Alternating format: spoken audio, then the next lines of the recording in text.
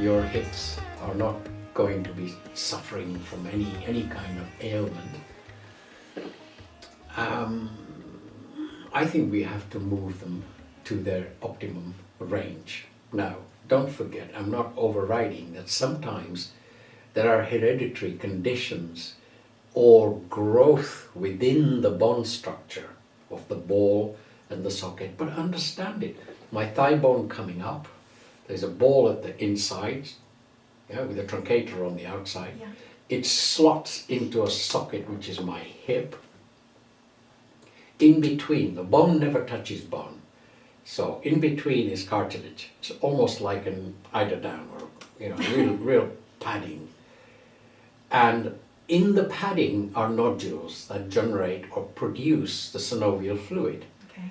And if you look at my motion now, if I was to sit in cross legs or to do my legs the other way, look what's happening to the ball and socket joint. Then I get hold of a belt, hook it on the base of my foot and open my leg to the side. What is happening to the joint? And I go the other way, so I'm opening, closing. Do a happy baby posture. What's happening to the joint at the base? I'm at the moment sitting on the base of my joint. I think that needs to be really clearly understood. This is as good a demonstration of what your hip looks like. So when I do the happy baby, here it is, I'm opening it up. So no debris collecting, no wear and tear, other than just simply allowing the fluids to move and keep the lubrication going. So I teach quite a lot of that. So it may start with just a simple forward bend. So I'm moving the socket against the ball. Yeah. If I get this kind of images in my mind, then the whole process starts to become very simple. I get up from the chair. First thing I do is pretend I'm tying my shoelaces. All I'm doing is a forward bend. Yeah. If you have to pretend, then that's how you do it. Reach down, tie your shoelaces. All of the hip joints have moved.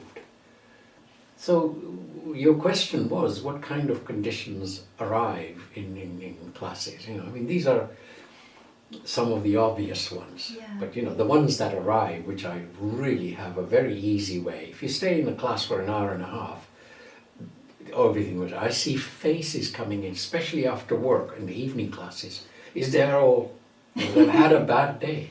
How many of people actually go to work and they enjoy their work? Yeah, it's literally. Deepak Chopra came out with the statistics on this. About 82% of the people hate their jobs. Yeah. You're spending 8 hours in company of people you don't even like, trying to impress the people that you hate. All that comes into a yoga class. Yeah.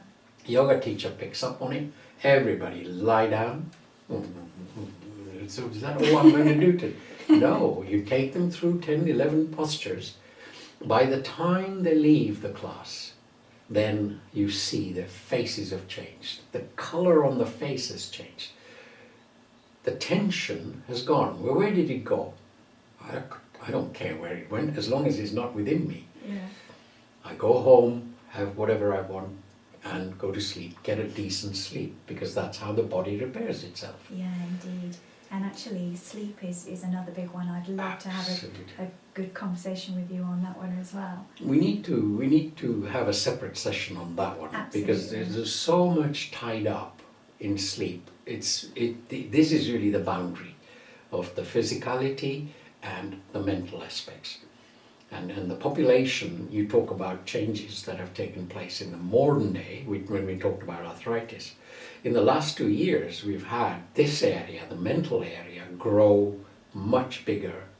And the physical side has suffered at the same time. Yes. So we've really expanded to a point where I think the real tsunami is coming.